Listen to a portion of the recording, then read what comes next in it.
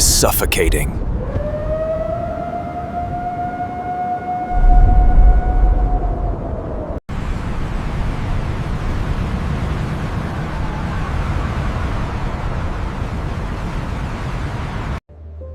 We must secure our future and that of generations to come.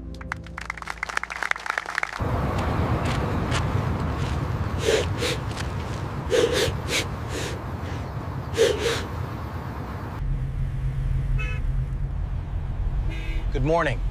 Today we bring you an update on the city's green policies.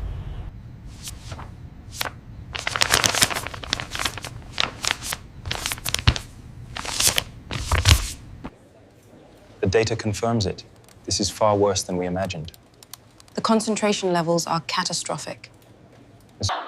Demand climate justice now! Climate justice now! The latest reports indicate a massive data breach involving the shadow deal final.